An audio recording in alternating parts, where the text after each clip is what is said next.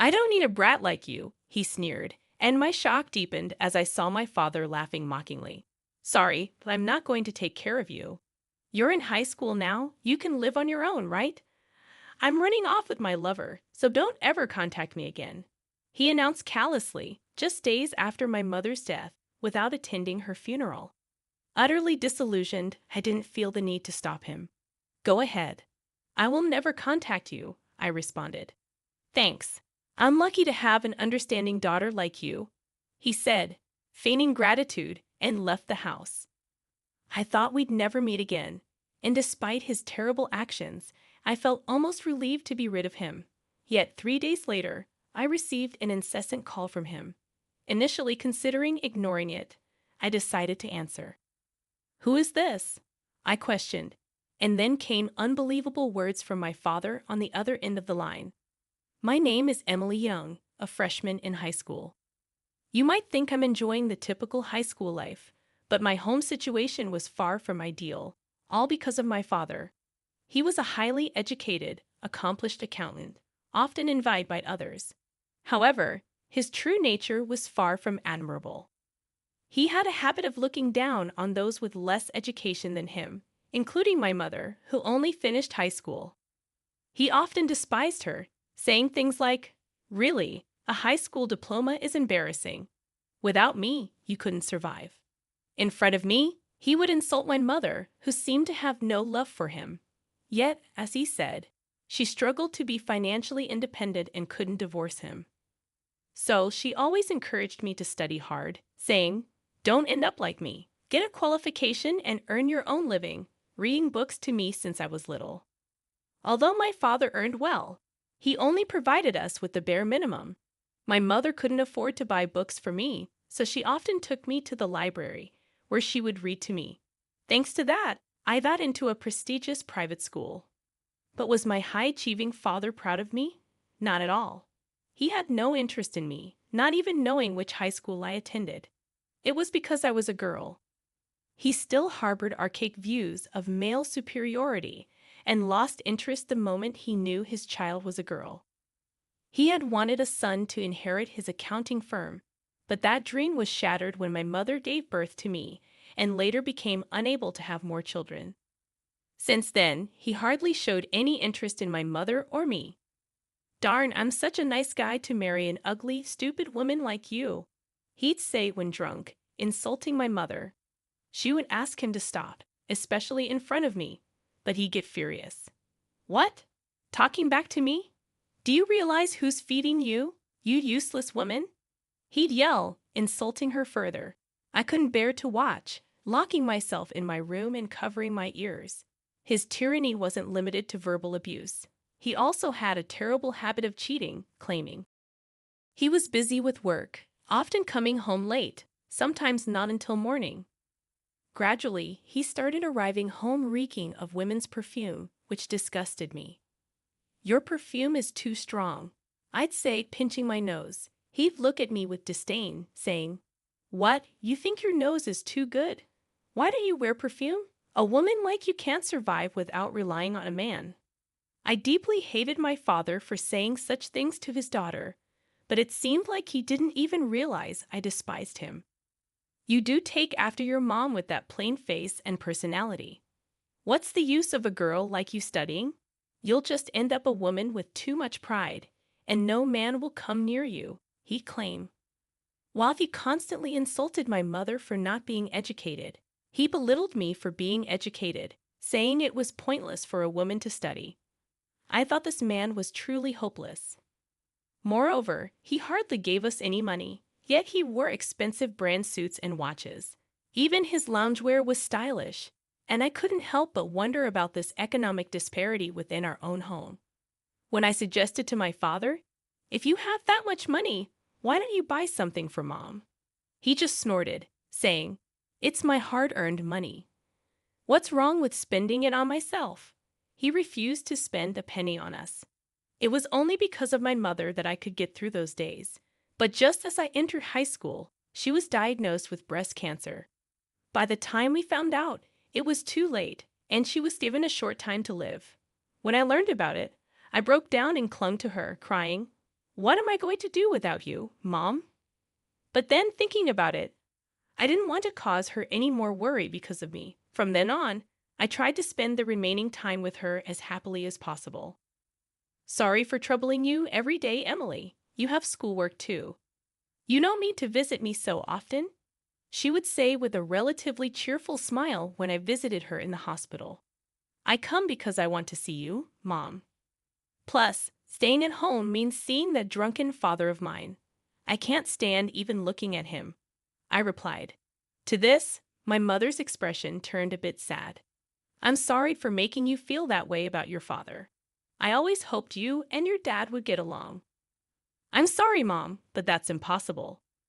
You do all the housework and take care of me, and he just looks down on you for it, I said irritably, and my mother sighed slightly. That's because I'm of no use in society, she said. That's not true, Mom, I replied, but she just gave a faint, sad smile.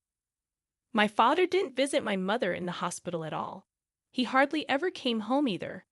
Once when I did see him at home, I asked him to visit Mom, but he refused. I'm busy with work. You, her daughter, should visit her. Dan, her suddenly getting sick and leaving all the housework undone. It's such a nuisance. How could you talk like that? Can't you at least worry about Mom a little? I said, and he replied with disgust. Worry? I'm more worried about my own future. She promised to take care of me for life, and now she gets sick so soon. It's unbelievable. I couldn't contain my anger and glared at him. What's with that look? You do realize you're living off me, right? I wanted to leave this house, but frustratingly, he was right. I was still a freshman in high school and under his roof. Then, a month later, my mother passed away. Grieving, I was busy preparing for her funeral. My father insisted we didn't need to have a funeral and didn't help at all. But I wanted to give my mother a modest funeral. I called him, busy with work and not coming home. Hey, I've decided to hold a funeral for Mom, so please come. When did I stop calling him Dad? That thought crossed my mind, but I had no intention of using that term ever again. In an irritated tone, he replied, Danid, I told you we don't need a funeral. I'm not going to spend any money on that, you know. I'll work and pay you back in the future, so please at least come to the funeral. I'm busy that day, plus I hate such pathetic events like funerals, he said and hung up unilaterally, leaving me speechless. Even if our relationship had soured, he was still married to her for years, yet he wouldn't be there for her final moments or even attend her funeral. This was the last straw for me. I completely lost any respect for my father. The next day, something unusual happened. I thought it was a rare occurrence for my father to be home, but there he was in the living room with a big suitcase. Seeing my puzzled face, he blurted out, I don't need a brat like you, he sneered. I was stunned to see my father laughing mockingly. Sorry, but I'm not going to look after you. You're in high school. You can live on your own, right? I'm eloping with my lover, so don't ever contact me again, he announced callously. Just after my mom's death, without attending her funeral, my father declared his elopement with his mistress. I was utterly disillusioned with him and had no intention of stopping him. Just do what you want. I definitely won't contact you. Thanks. I'm lucky to have such an understanding daughter, he said and left the house. I thought that was the last time we'd see each other, considering how terrible he was as a father. I felt strangely refreshed to be rid of him. Yet, just 3 days later, I received an incessant call from him. I thought about ignoring it, but then decided to answer. Who is this? Caught off guard by my response, he stuttered, You. How can you ask who is this to your own father? I retorted just as fiercely. You really think I still consider you my father? Are you stupid? At this, he seemed even more flustered. Hey, you've done something terrible, you know. Because of you, I might lose my job. What are you talking about? I haven't done anything. Weren't you the one who said never to contact you again? I replied nonchalantly. At the peak of his anger, he shouted over the phone. Is this really the time for that? I know it's your doing. Listening to him huffing and puffing in anger, I couldn't help but laugh. Yes, he was right. The predicament he found himself in was my doing. This goes back to before my mom was diagnosed with breast cancer. Fed up with my father's constant infidelity, I decided to gather evidence of his affairs by looking through his phone. When he was drunk, he often carelessly left his phone unlocked and fell asleep. I quickly took his phone from his hand and started sifting through the photos. There they were. Countless photos of my father with a woman who seemed to be his mistress. I saved those photos to my phone and set out to uncover the identity of this mistress. Being a high school student, my options were limited. As I was pondering what to do, a close friend mentioned, my friend's cousin is a private detective. I begged the friend to introduce me to his cousin and asked the detective to investigate my father's mistress. Okay, I'll do it for my cousin's sake, and you can pay me later, said the detective, taking on the job. The investigation turned up something very interesting. The mistress was named Natalie Grubb, apparently 32 years old, living alone in a fancy condo. But this condo is too big for one person, the detective mused. Digging deeper, he discovered that Natalie had a husband who was on an overseas assignment. My father, who believed Natalie to be single, was in for a rude awakening. When I found out, I couldn't help but laugh. The day my father completely abandoned me and left the house, I sent the photos of his affair with Natalie to her overseas husband. Half of the photos were taken from my father's phone, and the rest were taken by the detective. Probably a furious call from Natalie's husband reached my father. I could hear his excited voice on the phone. A letter was included in the photos sent to Natalie's husband. "Your wife is having an affair with my dad. You wrote and sent that, didn't you?" he asked. "Yeah, you heard about that." "Well, it can't be helped." "Yes, I did it. But what about it?" "I just told the truth," I said, and he was at a loss for words, trembling with anger. "By the way, planning to elope without even knowing she was married." "That's just stupid," I added, which seemed to infuriate him further. "What do you mean, stupid? Talking to your parent like that? What you did is not just telling a husband about his wife's affair. It's more serious than that," he said gravely. Curious, I asked in a puzzled tone, "What? What do you mean?" "That's the problem.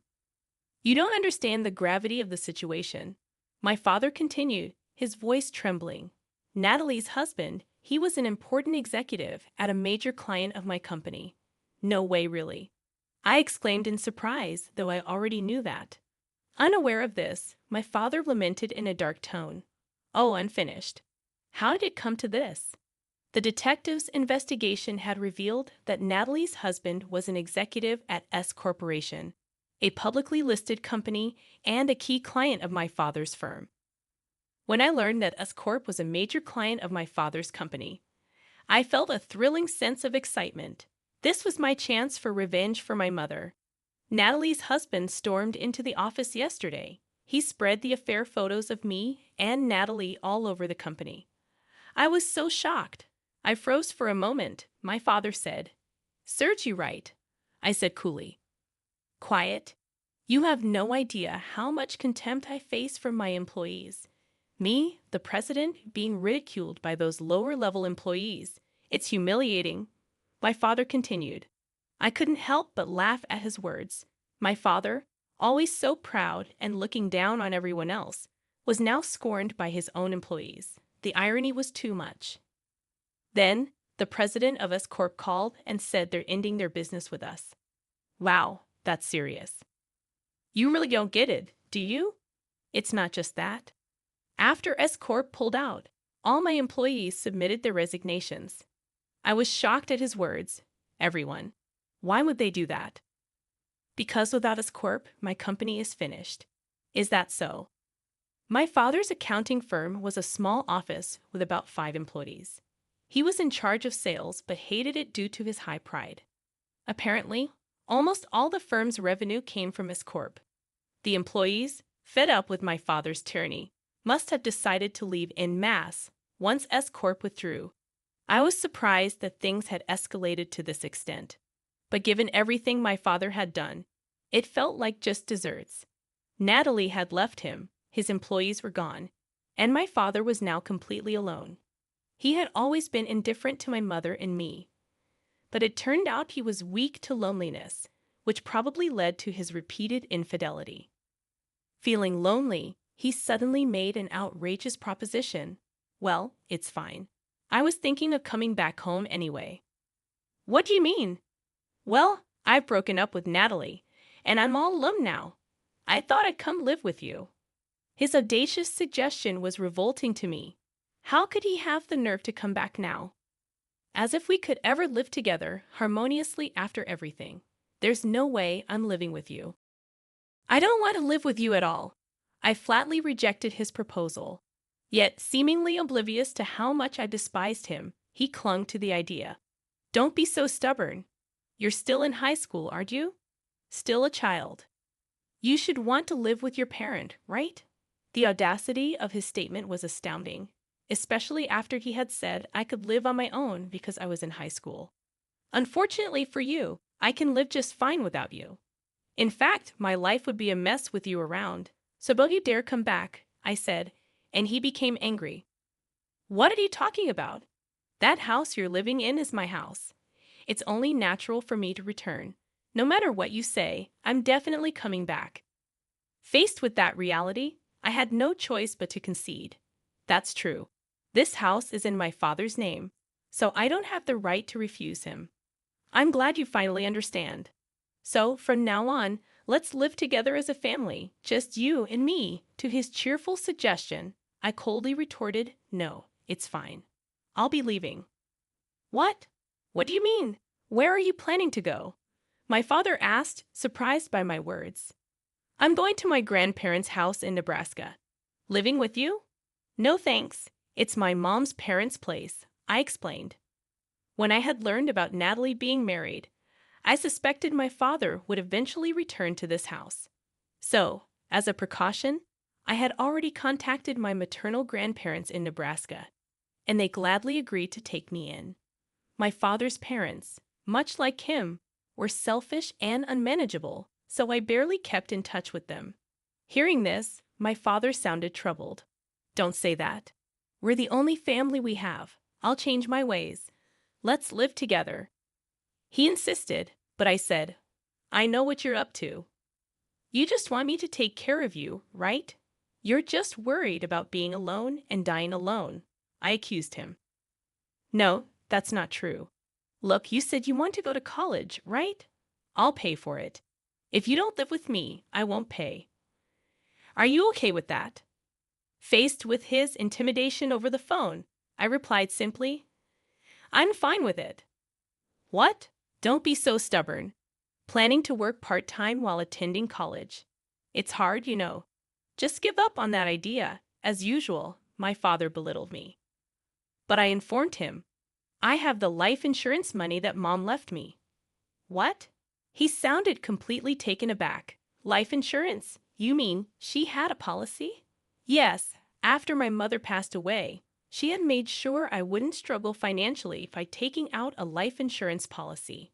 She became ill after giving birth to me, and that's when she started worrying about what would happen to me if she fell ill again and left me alone. My father had no interest in me since then, and his infidelity was rampant. She was worried that after she was gone, he wouldn't provide me with enough money for college or even basic living expenses. So she managed with the meager allowance my father gave and did some work from home without him knowing, just so she could pay for the insurance. Wait a minute, where did the money for that insurance premium come from? She was just a housewife, right? So, does that mean she used my money to pay for it? My father said, as stingy as ever, if she took out insurance with my money, then I should get the payout, right? I couldn't believe he'd think there's a law for that. But I told him, no, you're wrong. Mom was working from home while being a housewife. She used that money for the insurance. My father, who had lived as he pleased, didn't want my mother working outside and never allowed her to even have a part-time job. So she chose work she could do from home and earned a small income without him knowing. Hearing this, he muttered, I've been deceived. She was doing all that behind my back. I couldn't hold back my anger at his words. Deceived? Really? Can you believe it? She struggled so much because you only gave her the bare minimum to live on.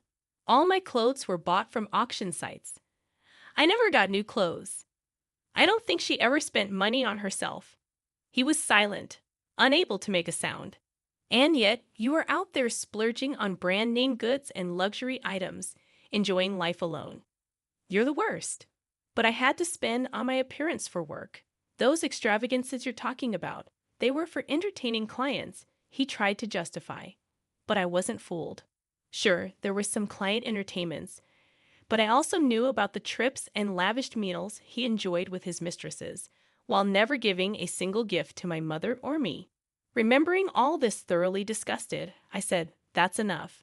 I've lived with you for over a decade. I know what kind of person you are. Sorry, but don't ever contact me again," I said sharply, and although my father raised his voice, saying, "Wait," I didn't care and hung up the phone. After that, it seems my father's company went bankrupt in no time. He had been using the company's funds for himself, expecting revenue from S Corporation. Once the dealings with S Corporation ceased, his company quickly fell into financial ruin and went bankrupt. Even after the bankruptcy, there were no job offers for my father, and his earnings plummeted. This was because rumors that he had an affair with the wife of an executive at S Corporation spread quickly within the industry, tarnishing his reputation. Still, my prideful father, unable to apologize to anyone, didn't make much effort in sales and ended up lost. Eventually, he couldn't even pay the mortgage and had to let go of the house. He tried to turn to his own parents for help, but they refused to take in such a selfish son. They even disowned him, saying, "He's no longer our son," after he had socially and financially ruined himself. Having lost his home, family, and mistress, my father is now apparently living on the streets. Never having faced failure before, he seems mentally weak and unable to rejoin society. As for me, after the memorial service for my mother, I've moved in with my grandmother in Nebraska and am finally settling into a somewhat stable life. My grandmother in Nebraska, much like my mother, is very kind and an excellent cook. I'm enjoying a more comfortable life than when I was living at my parents' house. On my days off, I visit my mother's grave with my grandmother, and we often eat Mont Blanc's cake, my mother's favorite. On our way back home, my high school life is going well, and I'm spending happy days with my friends, trying to make up for the dark times I've endured. Still, there are days when I miss my mother and end up crying. I thought my grandmother and the others didn't notice, but it seems they did care. One day, to my surprise, she bought a puppy, saying, "I thought it might help ease your loneliness a bit, Emily. You said you love toy poodles, right?" "Yes, I love them. Having a dog has always been my dream," I replied, and my grandmother smiled warmly. I was absolutely smitten with the puppy, wagging its tail as if it would fall off. Being licked on the face by the puppy, I decided in my heart to gradually increase my happiness like this.